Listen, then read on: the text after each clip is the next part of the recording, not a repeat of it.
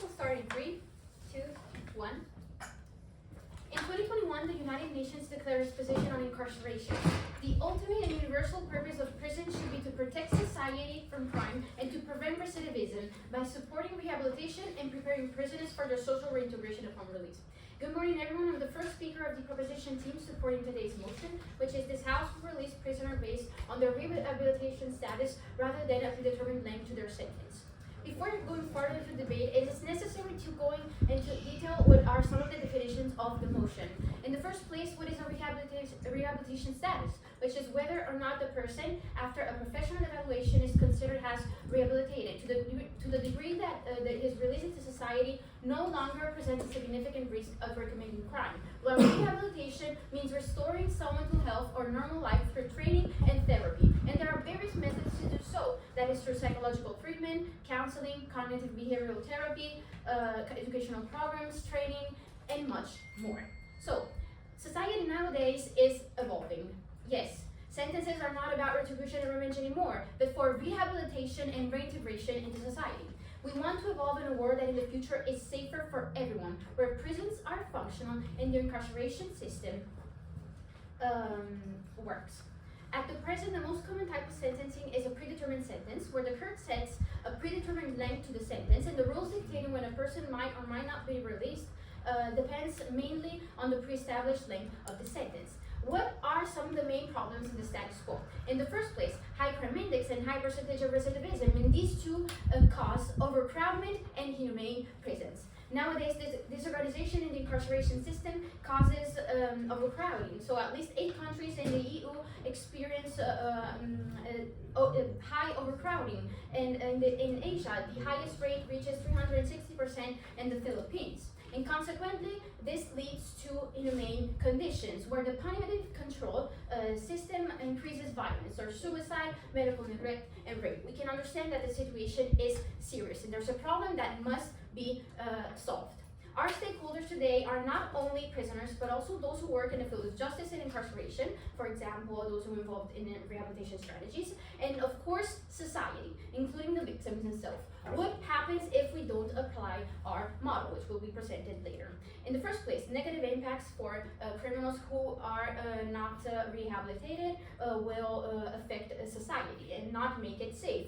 While if they're already rehabilitated and kept in this environment, it will damage them in means of mental health, and it will damage society economically, because we are depriving society of what is the possibility of economical retribution, things that happens through our model. In fact, the positive impacts that will be further explained in my first argument benefit everyone by creating an incarceration system which promotes the well-being of individuals and society as a whole, for society, prisoners, and the incarceration system itself.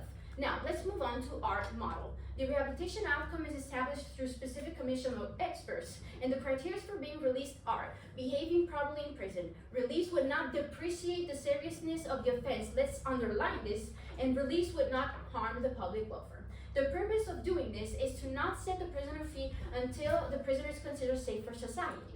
And we're not just shortening sentence, but also limiting them, of course. All prisoners need to undergo a specific and personal rehabilitation program to be accurate and reliable in their releasing. It's a gradual process, so it's proportionate to the committed crime, and we stated that it would not depreciate the crime, and it would be proportionate to the prisoner's response to the rehabilitation process, which obviously takes into account his behavior within the prison. It's gradual also because we have to give society the time to adapt to this new system, change their mindset, and be accepting of resocialization. Only in this way we can have a better society. Yes, thank you. Your model here relies on experts in order to judge who has or has not been rehabilitated. What about countries that do not have robust systems of psychological and psychiatric evaluation? Okay, thank you for your question. In the first place, I would like to say that since our model makes rehabilitation the criteria on which release is based, rehabilitation becomes the priority. And since prisoner must be released at some point, it has to be the priority. It must be the priority. So it would be obviously prioritized through many means in all the countries. Moving on, I would like to present our timeline. If the single prisoner becomes law-abiding, therefore a fitter person for society, then everyone, society itself, benefits from it. For this reason, prisoners should be released based on their rehabilitative status rather than a predetermined length to their sentence. The first point is rehabilitation fulfills the purpose of incarceration. The second point is rehabilitation avoids recidivism. And the third point is that our system incentivizes rehab, which incentivizes prisoners and consequently strengthens economy. Let's move on to the first argument. As the proposition team, we believe in a modern and fair definition of justice, which considers the aims of incarceration as to protect society from crime, to prevent recidivism by supporting rehabilitation. The aim of sentences should not be retribution nor revenge. It's a rehabilitation and retribution for criminals into society. However, according to the status quo as demonstrated, this means that a prisoner may or may not be rehabilitated, and if not, he will not be prepared to be reintegrated into society, not contributing economically and causing damage to everyone. We as proposition team claim that if rehabilitation fulfills the purpose of incarceration, at the end of the sentence, it must be the criteria based on which prisoners are released. To make sure that they are released, it obviously has to become a priority. Therefore, since our model releases prisoners based on rehabilitation status, rehabilitation is prioritized, promoting a real and actual change. It would be effective in the system on different levels. In the first place, for the justicial system, since it will prefer the utility and effectiveness of rehabilitation over what is a revenge-based system, which causes overcrowding and inhumanity. In the second place, it does a change for the prisoners, who will be aware of the criminal behavior and stimulated to change before going out.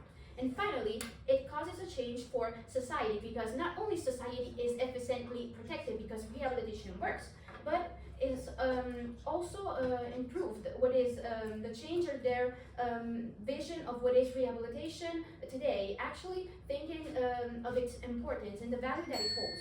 Our model changes the mindset of all the parties involved, resulting in resocialization of prisoners, acceptance of the aforementioned by society, and fulfillment of the purpose of incarceration.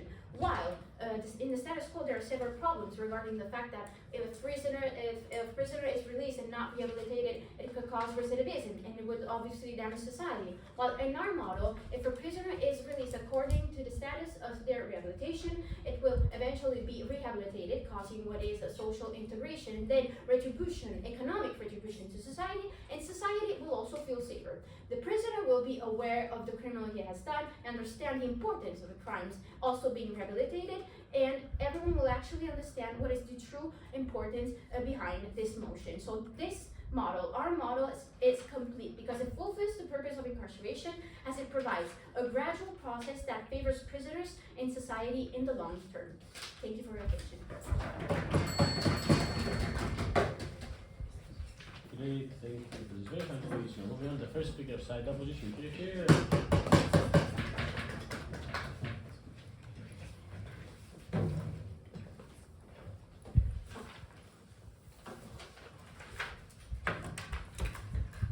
Ladies and gentlemen, there are many visions for how the criminal justice system should in fact work.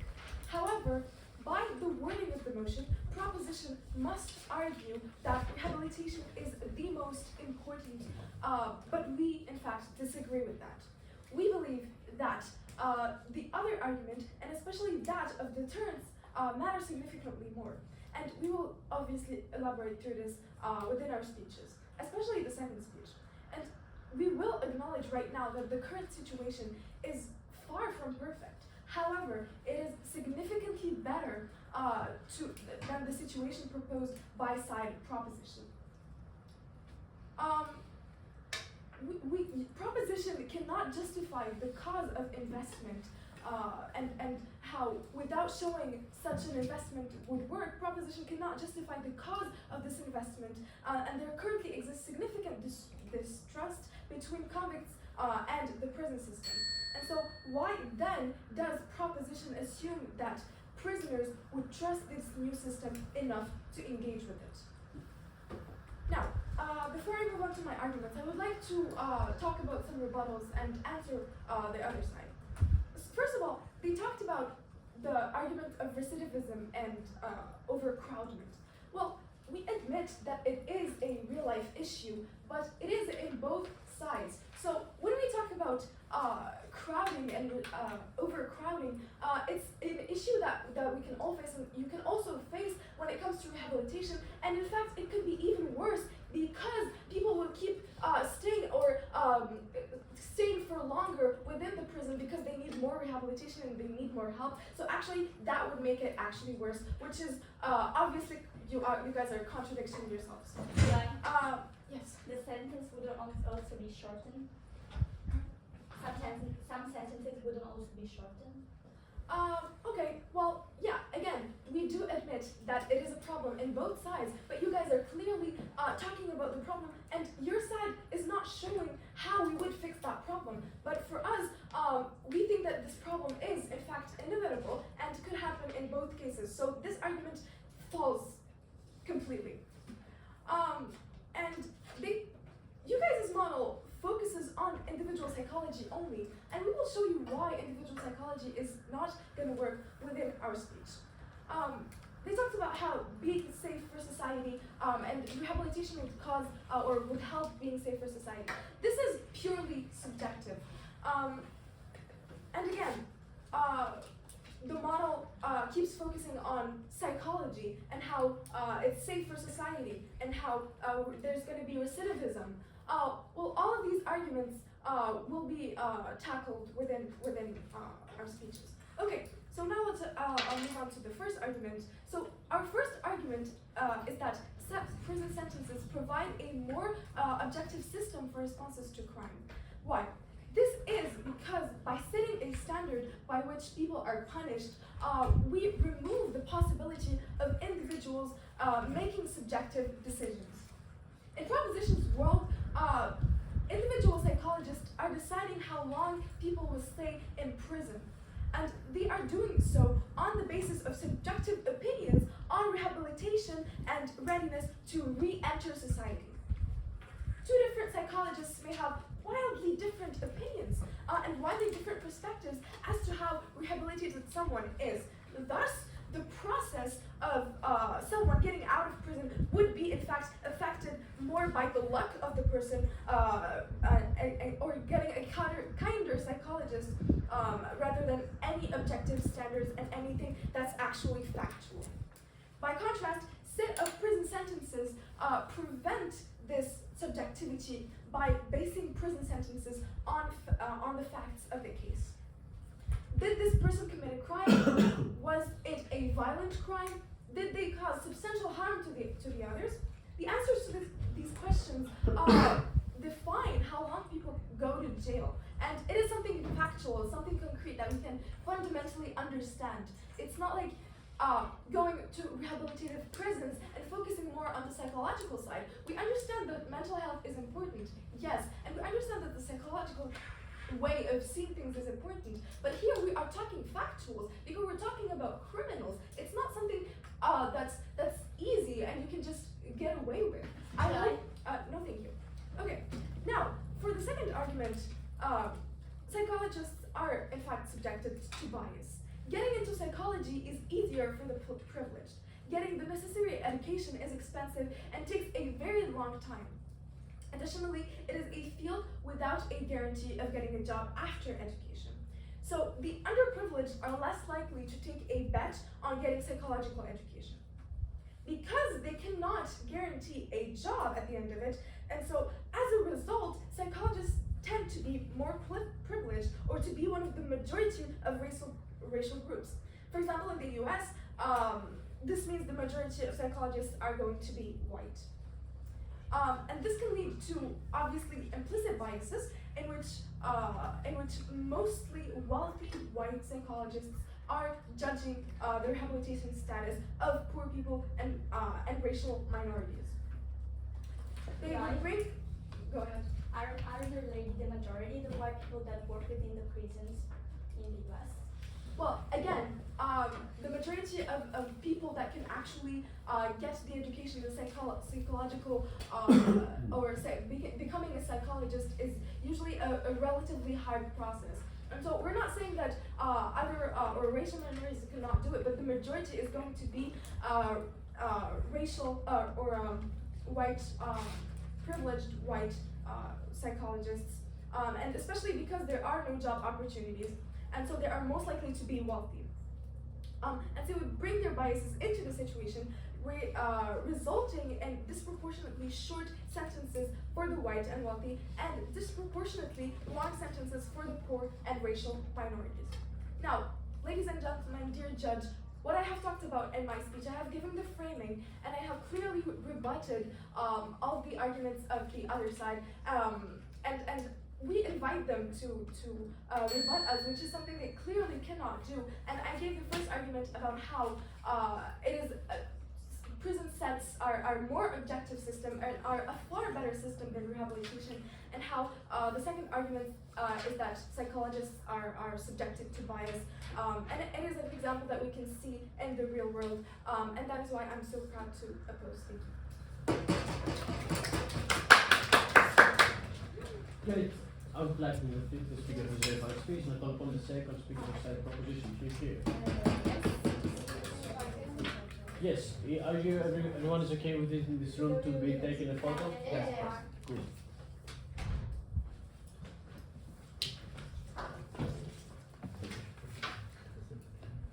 The second speaker of side proposition. Whenever. Okay, just a second. You have approximately 30 seconds.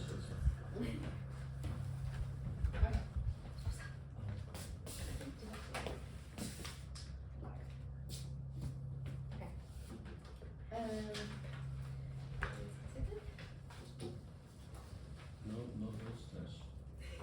Okay, I would like to start my speech in 3, 2, 1, and go. Good morning, everyone. I'm the second speaker of the proposition team, and I would like to start my speech by going through the computation of what has been said so far by the opposition team. So, it was said that we can justify this investment because we have no way to know that it will work. Well, I would like to say that that's not true. In fact, in our second speech, we will bring the example of Norway, but I would like to anticipate it. Norway is a country that, unlike most other countries, bases its system on rehabilitation rather than punishment. And in fact, Norway is the country in the world with the least recidivism rate, that it sits at 20%. So, another thing that was brought up was the problem of overcrowding. It was said that overcrowding would also be a problem in our model and our world. Well, that's not true. And why? Well, because prisoners in our model would be motivated, they would be given a reason to engage and participate in rehabilitation programs and in the rehabilitation methods to leave faster from prison. Then another thing that was brought up, it was, yes? The points of our what we said about recidivism is that if some sentences would be shorter and others would be longer, then the average would be exactly the same. How do you respond to that specifically? Well, I don't see how the average, I don't see how the shorter or the longer the sentence is, it would matter with the average, because the point here is not deciding an average on a sentence. The point here is deciding whether that one single person should be released back into society or not. I hope I was able to answer that.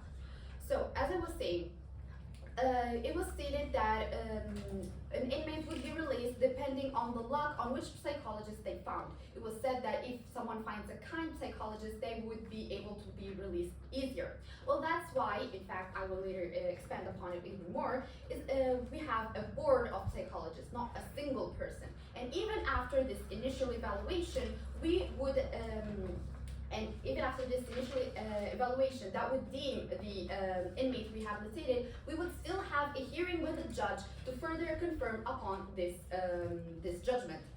Another thing that was brought up regarding psychologists is the racial issue.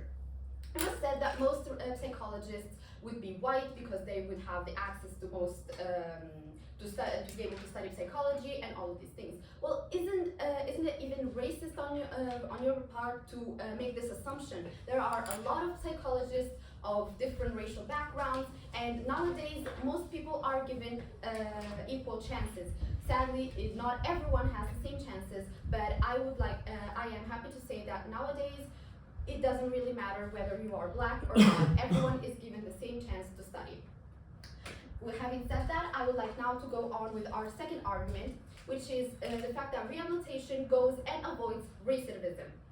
So, I will quickly, to do so, I will quickly remind everyone of what exactly our team means by rehabilitation status, which is whether or not a person, after professional evaluation, as I earlier said, is considered rehabilitated to a degree that release into society would no longer present itself as a significant risk, and the person would be deemed unlikely to commit another crime once again. So, as I earlier said, the decision would not be made by a single person but by a board, and even after the evaluation by the board, we would have a judge confirm this hearing. So, I would like to point out that even after a person is released, because in the status quo, sometimes people are released based on their on good behavior, and there are times when a sentence is shortened after another hearing after a certain period of time. Well, this is where the status quo fails. Even after someone is released in the opposition's world, the person is most often led to commit a crime again. Well, why? Because of the judgment and because of the margination that society and the prejudice that society has against ex-inmates. In fact, in the US, the recidivism rate is around 70%. So, our model will provide these individuals with all of the means to be able to be active members of society and make sure that these people are ready to go back as non-harmful and even active members of society. I earlier brought the example of Norway as an answer to the opposition. And this example, along with the Sweden example, which is practically the same, just to prove that this is not just a one case, it is in multiple countries, this goes to prove that focusing on rehabilitation does effectively lead to a decrease in the country's recidivism rate. So, the short term, we believe that this would lead to two different changes. First and foremost, it would also lead to a change in society. We do not say that this change would be quick and immediate, but eventually society will come to accept that incarceration does not mean retribution. The point of incarceration is to make these people better people than the person that they were when they first entered prison. On the other hand, the long-term impact is one that would go and benefit society and the country itself, which would go in, which gives the country a reason to go and invest in rehabilitation programs. Why is that? Well, because in rehabilitation programs would give these people the means to be able to become workers, which would in fact give income to the state, which would justify the investment. So I would like now to explain our third argument, which is the fact that our model incentivizes rehabilitation, which in turn incentivizes prisoners and consequentially strengthens the economy. So, sentences with predetermined incarceration length are based on the retributive theory of punishment. So, POI? yes? What do you say about the many other theories of punishment? Solace for the victims' families, closure for the victims' families, deterrence, all of the many other forms of this. Yes, thank you. Aren't all of those just another form of retribution, though? POI? They- POI? No? Yes, they are, because retribution is a mean for the person to gain something back. Like the point of your model is to give the person some kind of validation after being affronted. With our model, on the other hand, as I previously stated, society would have a shift in the way that they think. So, as I was saying, as I previously stated in my computation, prisoners would be given a reason to engage with the rehabilitation program, which would in fact make it even more effective. So, rehabilitation becomes a good investment for not only the state, but for everyone involved. Thank you for your attention. Great. Outlining the speaker was very high speed. Now moving on to the second speaker of side opposition. Good.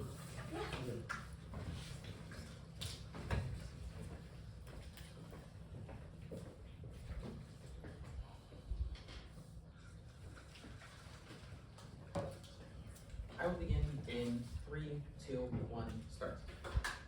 I will will spend this speech doing three things. First, I will provide some rebuilding of my partner's cases. I will then provide some rebuttals to what proposition has said, and then finally I will present our team's third major argument. So let's talk about their arguments, what they have said about our arguments. Our first argument is that psychologists are human, and therefore, and within the framework of psychology, which is an incredibly subjective field, the influences of subjective opinions matter significantly more. You mentioned a board of experts. Sure, that does to some degree reduce this issue, but it does not eliminate it, and you cannot pretend that it eliminates it. Unless your board of psychologists is going to include hundreds of people, it cannot reduce the fact that a small portion of psychologists cannot be representative of the whole of psychology. Moreover, it still does not address the fact that the problem with their model is that they have not defined an objective standard for rehabilitation, right? At the end of the day, we are still saying psychologists will decide. Based on what? Your model does not tell us what they will be deciding using. It just says psychologists will decide. You mentioned a judge. You mentioned a judge being part of your model. Okay. Yeah. No, you mentioned a judge being part of your model, but this comes into our second argument, which is that there is the possibility for human biases that are existed in everything. Now, in your arguments, you talked about how not all psychologists are necessarily white. And of course that's true. Not every single psychologist in the United States is a white person. However, the majority are. And this is because while it's true that the United States no longer has legal racism, there is still a huge degree of economic disparity. The fact of the matter is that racial minorities tend to be poorer than racial majorities. And this can, and as a result of that, there is not this incentive structure to take a bet on psychological education the way there is for racial majorities. You also failed to mention our suggestion on class, choosing instead to only focus on the racial aspect of our second argument. The reason it's so important to mention the judge that keeps showing up in their model is that the United States had a similar problem with the judge, in which the judge would continuously make subjective decisions on the law, sentencing black people to significantly harsher rates than white people. And so objective standards had to be created, making unified prison sentences and reducing the judge's subjective biases. Now, what you're doing is reverting from the judge's subjective bias, and we've removed that, and now you're returning it, but now it's the psychologist's subjective bias. Now, I want to move on to your arguments. First of all, it must be mentioned that for each of these arguments, they can be refuted with a certain question. First of all, can they get around the fact that psychologists are subject to natural human bias? That's number one. And number two is, can they get around the fact, can they prove that this would work in favor of the prisoners, specifically when it comes to the prisoners trusting the system, right? Go ahead. So how would you solve the problems of the status quo?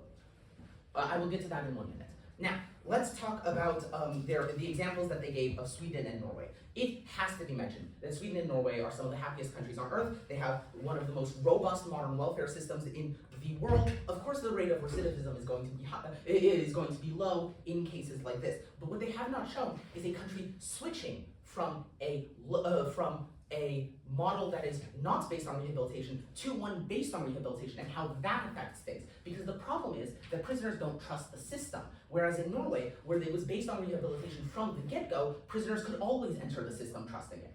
Now, I wanted to, so in your first argument where you talk about how in your first argument you mentioned a couple of things, including a very specific thing on prison overcrowding. Now, I want to focus in on that a lot, because you seem to have misunderstood our response to this argument. The fact is that the United States right now has very crowded prisons. If rehabilitation is going to shorten some sentences and lengthen others, then the net impact of this is crowded prisons in the United States, because you have not shown that the majority of sentences would be shorter. And that is what you would have to do in order to prove a reduction in prison crowding. Now, within some examples of prison crowding, you mentioned the Philippines. It was the only example you mentioned by name. But what is happening in the Philippines right now? One of the most brutal drug wars in the entire history of the world. Gang warfare, unlike anything seen in most of the world. So, it is a country racked by crime. So of course there's going to be prison overcrowding because a significant portion of the population is engaged in situations like that. You do not show prison overcrowding in countries that are low in crime. I wonder why that is. Now, as for recidivism, once again, without an objective model on how you would determine rehabilitation, you cannot make such a clear, direct statement on recidivism. You have not shown how psychologists can judge this to be the case, and therefore you cannot show how psychologists have judged rehabilitation to have happened fully. There is no objective case here. Now, before I move on to my arguments, my final arguments, I must mention that proposition is working under the assumption that there are only two theories of criminal justice. There is the retribution theory and there is the rehabilitation theory. But proposition is wrong on this. In fact, we reject the retribution theory, the punishment theory. We believe that that is in fact a barbaric way of handling a prison sentence. But there are others. There is the deterrence theory, which we will get into very deeply. There is the isolation of dangerous people theory. There is the solace for grieving families, for victims theory. These are not punishment or rehabilitation, but you have failed to mention any of them. And this leads directly to my to opposition's third argument, and that is that basing criminal justice on rehabilitation eliminates all the rest of these theories, right? So a major reason for strict responses in the criminal justice system is to deter crime. If people know that theft comes with a major punishment attached to it, they won't be as likely to steal because they could lose a significant portion of their lives doing so. As a result, strict prison sentences are needed to stop other people committing crimes. However, if you release people based on rehabilitation, every prison sentence is potentially a short prison sentence. As a result, there are no strict crimes, or there are no strictly strict crimes. And as a result, the deterrence is no longer there. Because even a murderer can be rehabilitated within a year. What is there to deter any future murderer who doesn't, who would be considering their potential future when they could consider this rehabilitation argument? And I want to move on because there are other things. What about the isolation of dangerous people from society? The problem here is that there is absolutely and undeniably the risk that people are considered rehabilitated too early. And in that case, you have released the dangerous person into the public significantly before you would have done so anyway. What about the closure for the grieving families? If they never know how the actual punishment that comes about from the crime committed, and therefore they live in a perpetual state of, is this the situation that my family, what happened to my family, is that man returning? Thank you for, this is why I'm proud to host. Great, I would like to speak on verified space now. Call upon the third speaker, stand for position here.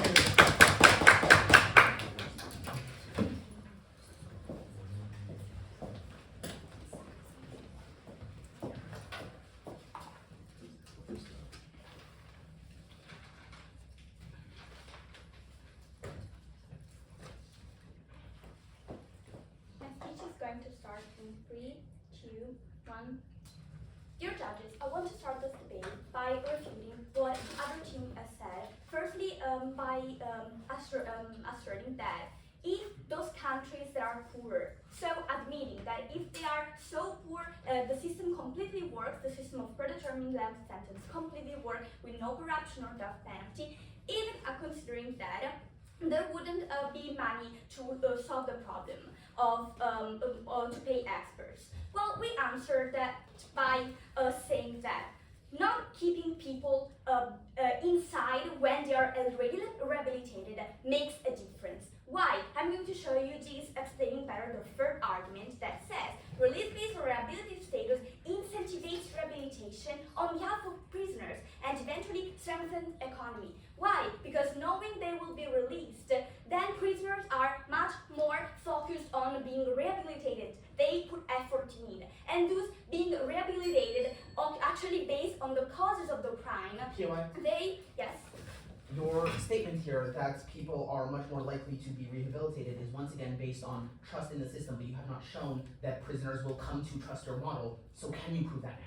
Yes, I can prove that now because I will show, and we've shown with our three arguments, that the system benefits all of the stakeholders that we mentioned. We mentioned the prisoners, and they will benefit from it because they become law-abiding citizens in which that will better the society. Then the society, because it will be safer, because it focuses not only on the crime, but on the person who commits it. And then the person will not commit it again. They have not solved the problem of recidivism, we did. And lastly, the prison will be better. So this is the reason why it will be only beneficial to the prisoner to accept it. So continuing with what I was saying, the people that are more incentivized because they will be released, and this doesn't happen with the status quo because they, even if rehabilitated, have to stay within a predetermined sentence length. So there is no reason to put in an effort in rehabilitation.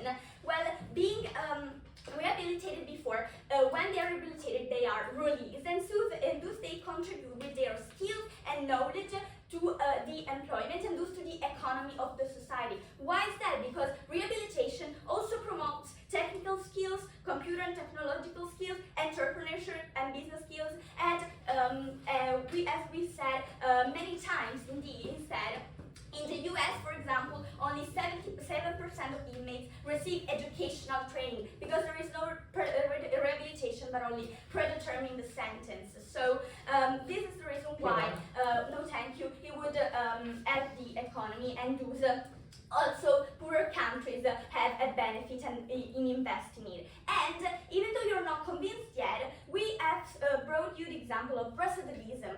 We have identified as causes of recidivism the fact that prisons are a bad environment that does not allow the person to understand and solve the problems that put him to commit the crime.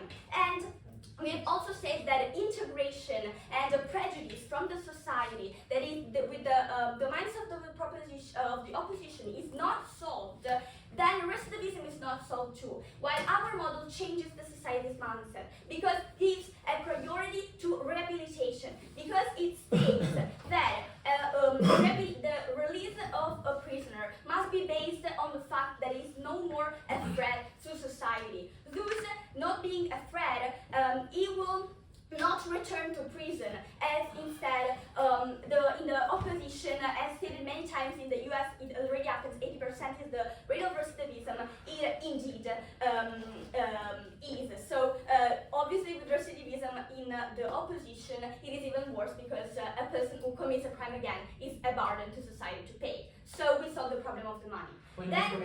No, thank you. The prisoner. So they also said that we do not solve the problem of overcrowding, but solving the problem of recidivism, we basically solve also the problem of other overcrowding, because other than that, we also showed that it is not ethical to keep a person inside when it is rehabilitated, that it could also threaten the person's mental health, and it is legitimate and beneficial for society to release it when it is not significant risk anymore, because we want to underline that this is the criteria on the basis of which the experts do their choice.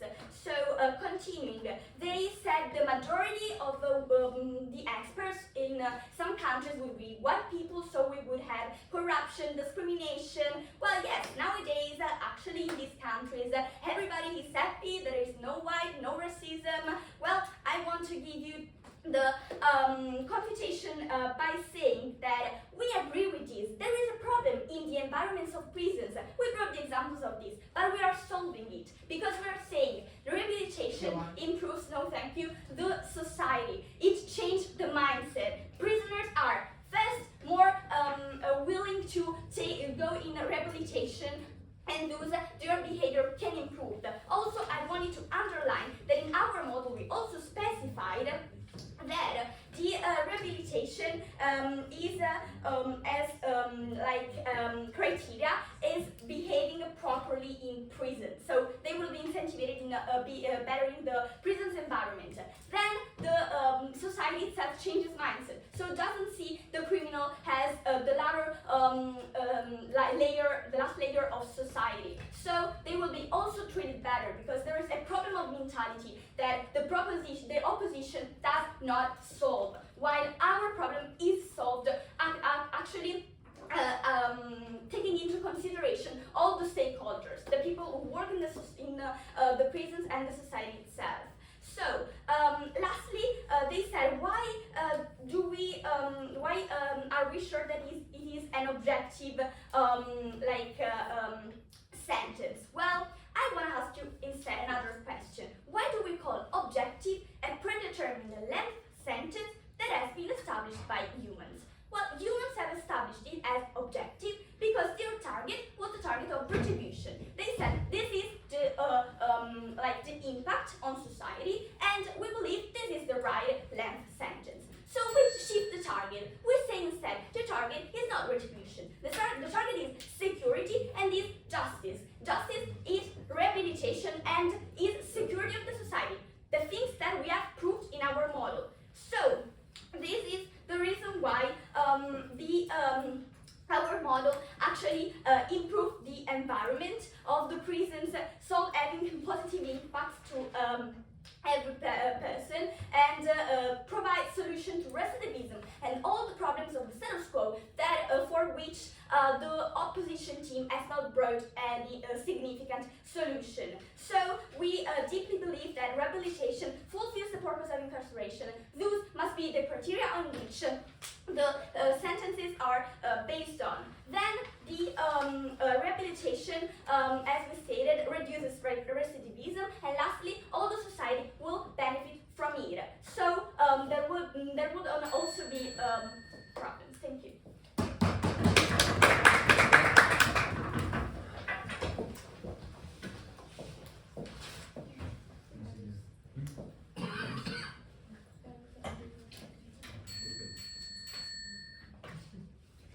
Great, I would like to thank the speakers for their time to speak, and I call upon the third speaker from side the opposition. Chief.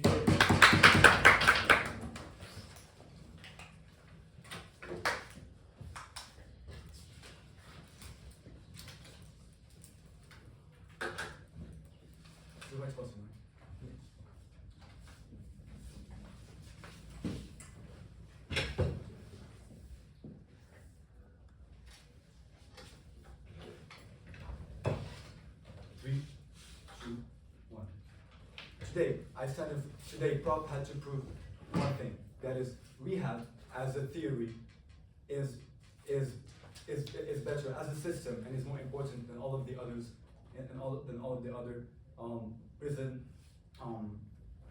assessment systems. But in failing to do so, they have already lost the debate. What I'm going to be doing today is going through every single argument that we have presented, that they have presented, and why we have won this debate using quantitative methods. So first, the first prop has mentioned high recidivism, but they have not shown any single proof. And then our first speaker has proved how this applies to both cases, so not just their case. Therefore, it falls down. Secondly, they have spoken about how the model will employ psychologists, but again, their model is very flawed, and I'm gonna go deeply into that later. Also, they have spoken about how safe society, how psychologists will judge how safe somebody is. But again, humans are flawed. That is in nature. That is something that we cannot change. Humans are not perfect. Humans are biased. Humans can only have subjective judgment when it comes to other people, which is a reality that proposition seems to misunderstand. Then, first opposition came and spoken about how the status quo is not perfect, but it is good enough. Then spoken about how we want to set a standard, because when you have a predetermined length, you do not play these games of guessing games anymore. You know what you are gonna get when you do a crime. Therefore, it's not a guessing game anymore. And by having, as I've said, a preset length, this issue of having to guess how much are we gonna get, and having different outcomes to similar situations is gone. Then my first speaker has spoken about how psychologists are mostly people, that is people of a racial majority and of high class. And then their second speaker has went and tried to rebuttal these arguments by saying that if we want to get rid of subjectivity, what we're going to do is have a board. But the truth is, if the board is not diverse, which it is not, since psychologists are mostly are usually the majority, you're not going to have different opinions. If you do not have different opinions, having 100 people, having one person is not different. It's about diversity. It's not about the number of people. Then they have said about how the point that we had mentioned about how psychologists are mostly British people are somehow racist, but they have not proven, they have not shown any proof at all, and all they have done is antagonize us for no reason. Then our second speaker has came in and rebuilt these arguments. He has spoken about how the board, having a board might eliminate bias. That is true if you have a diverse group, which they have not mentioned. But even if that is the case, even if it is a diverse group, it does not eliminate that bias. We're still playing guessing games. We're still playing, and the thing is, when talking about these guessing games, it would be okay if we're talking about something other than setting people's, changing people's course of life. Because when we are talking about these guessing games, we're talking about difference of 5, 10, 15 years in prison. That is a whole lifetime, and our proposition seems to not understand that. Sure. Do you think will be a correct thing to keep someone in prison although they are rehabilitated? If there is a preset length, then yes. Because again, the thing is, when it comes to judging whether it is rehabilitated or not, it is subjective. That is what it comes down to. So we're gonna have as many cases of false positives than false negatives. Does that make sense? So we're gonna have as many people that are not apt to go back to society, and that we say, okay, they are apt, and people that can go back to society, but that we say no, they cannot. And so to avoid those problems, that mischaracterization, we say we're not gonna do it at all. We're gonna have a preset the length to avoid all of these issues and to not be unfair. No, I do not accept. Then our second prop came in and mentioned second prop came in and had mentioned the example of Norway and Sweden, but as second op has said, it's not because they have a rehabilitation system set in that they have a low number of recidivism. It's because they have some of the best welfare systems. It's because they are the happiest, because they are the safest, etc., etc., etc. This is simply a consequence of all of this plethora of other factors. And claiming that having a safe country is simply a consequence of having rehabilitation as a system is dishonest. Then they have spoken about how it avoids recidivism, and then they have spoken about the US as an example. But the thing is, the US system employs a lot of ideas from what they are pushing for. That is, for example, release under parole, etc. And they have themselves argued that the US system is so horrible. And how can a system be so horrible if it adopts the same ideas that they are promoting? Then they have spoken about how it will be a good investment somehow. But again, our second opposition has responded to everyone, to each one of these. So, what second opposition has said is first points out how our proposition has presented no model for how psychologists should decide who is able to go back to society and who isn't. No. Also, they give no example of a country that went from determined length to rehab. And by giving no example, you have no concrete evidence that we should change the status quo. Then you have given Philippines as an example, where the second opposition had a very simple but fair answer. The overcrowding in Philippines is not because of the fact that they have predetermined length sentences. In fact, most countries in the world have predetermined length sentences, but not most countries in the world have overcrowded prisons. The reason why Philippines is so overcrowded is because of gang warfare, and as I said, it's not caused by anything other than that. Also, when talking about these poor countries like Philippines, you do realize that they have no way to do rehabilitation. Psychologists are very expensive, and they cannot afford it. And that is a reality that proposition seems to ignore. Then our third argument was that basing that basing all of the prison system on rehab eliminates every single other way to deal with prisoners, which is bad. For example, what we would do is use deterrence. An example I'm going to give is the UAE. UAE is one of the most safe countries in the world. And why is that? That is because if you steal something, go into prison directly. And while that might seem harsh, the effect is there. It is safe, and it is secure, and you do not fear for your life while you're there. Something that proposition does not want to see in the world. Then, third speaker came and spoke about what I want to say to third speaker is, how can poor countries keep track of who is able to go back to society and who isn't? There are poor countries for a reason. They do not have the resources to monitor all of these. Therefore,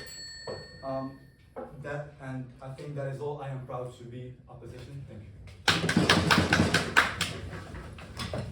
Great. I would like to speak was very fun speech. So moving on to the opposition reply.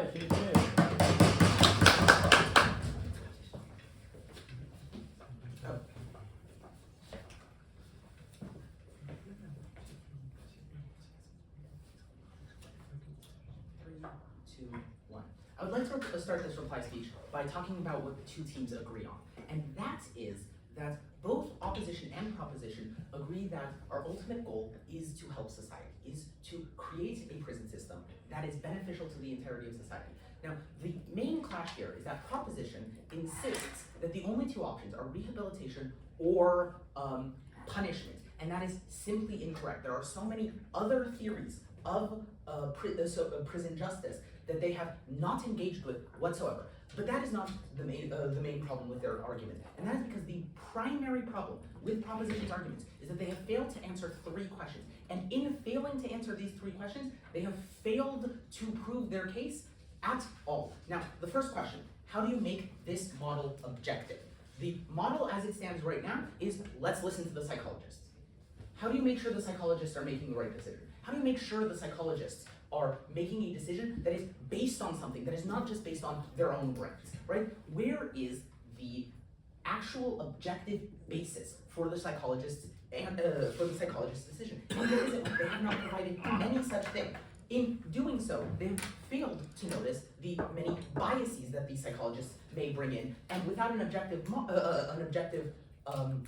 model, they cannot deal with these many biases. Second question, how does this model work in poorer nations? We, the opposition team, come from a nation with an incredibly underdeveloped psychological situation when it comes to psychology. There are almost no psychologists in Morocco, or indeed most of Africa. The same is true in many South American countries, in many Central American countries, in many Asian countries. So your model, which is, oh, let's get a board of psychologists together, only works in countries where you can find a board of psychologists. It doesn't work in the many countries where psychological education is absent or lacking, and there just aren't enough psychologists to form such a board. Now, in addition to that, psychologists are expensive. Creating such a board would be well beyond the means of a country like the Philippines, which is already dealing with a brutal drug war and a brutal gang warfare. They must then, in addition to that, rebuild their criminal justice system from scratch in order to change all of the prisons into rehabilitative prisons, which are expensive to run, expensive to operate, expensive to maintain. You have not provided a means by which any nation that is not wealthy can achieve what you are saying. And then the third argument, how do you make prisoners trust the system? Because in order to enter this rehabilitative prison situation, the prisoners must be convinced that the system would work for them.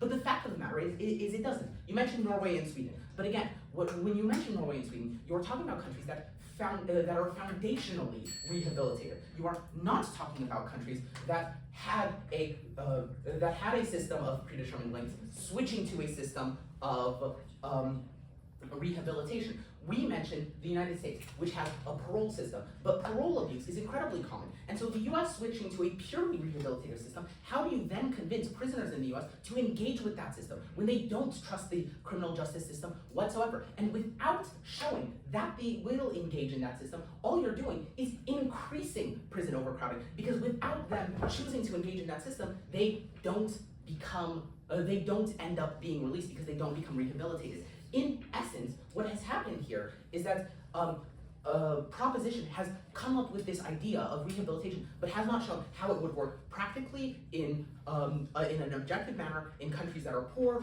or in how they would convince prisoners to engage with this system. And because they have not answered any of these three questions, they have failed this debate. And that is why it is my belief that opposition has won. Thank you very much. Great. I would like to introduce the first speech. Moving on to the proposition reply here.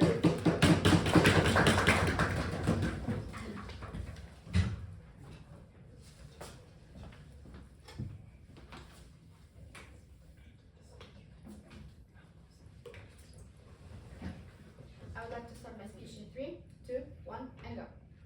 First and foremost, I would like to thank everyone for this wonderful debate, and I will now go over the points of clash that have emerged in this debate. I would like to start with the punishment. Punishment is a word that has come up multiple times during this debate, and opposition has proposed other sentences such as isolation. But I would like to point out that isolation is still a form of punishment. Us, on the other hand, as proposition, have pointed out that the goal, by definition, of incarceration is not punishment, but it is to prepare inmates to return to society. Another point of clash that has appeared in this debate is the efficiency of a board of psychologists.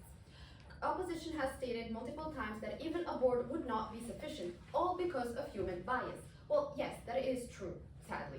But us as proposition have stated multiple times that the inmate would be checked by multiple people with different backgrounds, be it the psychological background of a psychologist or the law enforcement background of a judge, thus reducing the bias substantially. Another point that was brought up was the issue of overcrowdment. Opposition stated that opposition proposed nothing to solve the issue of overcrowdment. Us, on the other hand, proposed a model that at least brings something to the table to attempt and solve this very real issue by giving inmates a good and reliable way to leave prisons in a manner that solves the overcrowdment problem. Another problem that was brought up is the issue of recidivism. Opposition also does nothing to solve this issue. Us, on the other hand, have proposed a model that eventually, in the long term, would bring about a shift in society's way of thinking, thus reducing the prejudice people have against inmates and ex-inmates, and thus reduce the recidivism rate. And last, another thing that was brought up was the economic issue. Opposition claims that countries have no reason to invest in rehabilitation programs. Well, us as a proposition have stated that countries would only gain by investing in these programs, because they would have a lot of gain on the economic front by receiving a new workforce. So, having said that, I would like to present the two worlds that have emerged in this debate, starting by the world opposition paints for us. The world in opposition presents is a world where it is fair to keep someone in prison even though they have been rehabilitated simply because of the crime that they committed, even though that they have understood and reflected and even paid their due to society, simply because they think that it is fair. Is it truly fair to keep someone that could potentially bring about so many good things to society in prison to rot away for another 10 years? I don't think so. On the other hand, us as proposition have presented a world that gives people a chance. It gives even those that have made mistakes in their lives to be able to be efficient members of society, to be able to prove their worth to society, most importantly, and be an active member of society, thus paying their due to society even after leaving incarceration centers. We completely agree with the United Nations definition of incarceration. The goal is not punishment, it is rehabilitation. We want these people to return to society, not as individuals that are worse than what they were, but as better people who can help society become even better than they were. Thank you for your attention.